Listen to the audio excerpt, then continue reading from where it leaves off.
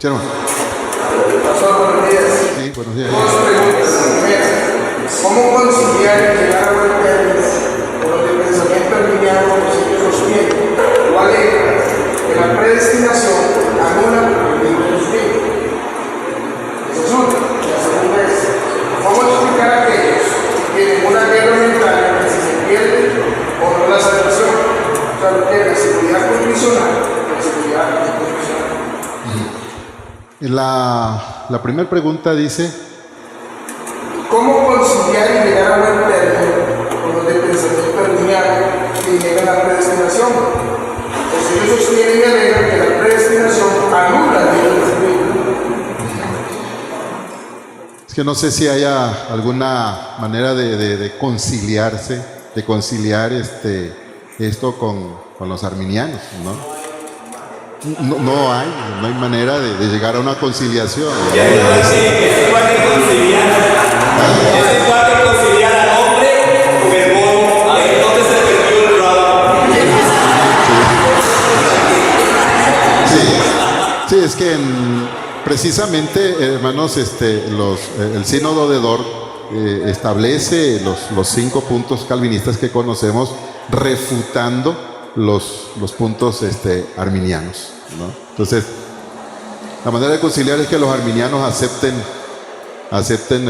los calvinistas, pues ¿no? Sí. A este hombre se nos cuenta que nos habla algo de Cristo. Ya, número uno, el centro es Cristo, no es un hombre, ni calvino, ni arminiano. Sí. Cristo, pero dice expone y esto divide muchas veces a la iglesia. Está dividido de él. Sí, así la mano que el que respetado, que el calvinista que es arminiano, arminiano. Pues aquí venimos a los problemas calvinistas hoy, número uno, porque somos invitados por la comunidad de pastores, entonces venimos a escuchar porque eso nos ocurre probablemente. Ok. A mí me da algo que no sé mucho de la explicación de Pablo. Puedo intervenir un ratito. Miren, es una pregunta excelente. ¿Cómo reconciliar? La presuposición de la pregunta es que sí se puede reconciliar, ¿verdad? Entonces la pregunta es, bíblicamente, ¿sería posible esa reconciliación teológica? Pablo discutía este tema frente a los cristianos y judíos abundantemente en el capítulo 9, 10 y 11 de Romanos. Llega un punto en que Pablo, miren, eso es la revelación de la palabra de Dios, capítulo 11, versículo 33 de Romanos. Miremos la actitud de Pablo cuando llega a un punto en que ha dicho toda la verdad que Dios le ha revelado, pero sabe que el pueblo tiene preguntas. Y esto es como termina Pablo ese pasaje, después de haber hablado de que no depende del que corre ni del que quiere, de que Dios levantó al propio Faraón para mostrar su poder en él, y que Dios realmente elige, que Esaú y Jacob ninguno no habían pecado todavía, pero Dios escogió en su soberana misericordia a Jacob y no a Esaú, sin que hayan nacido todavía.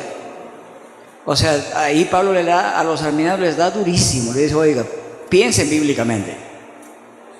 Y sin embargo, Pablo, mostrando la misericordia y el conocimiento tan profundo y maravilloso de Dios, termina diciendo así: oh profundidad de las riquezas de la sabiduría y de la ciencia de Dios.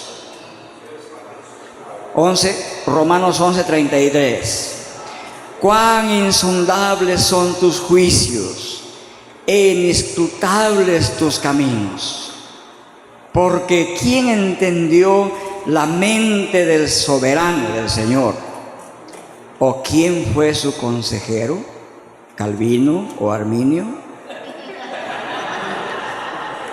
¿Verdad? Esa es la idea final. ¿Quién fue su consejero? Y luego dice, ¿o quién le dio a él primero para que le fuese recompensado? ¿Cómo quiere decir? ¿Qué es lo que nos quiere transmitir Pablo con esto? Pablo ha explicado la predestinación claramente, la ha declarado, pero él sabe que quedarán preguntas.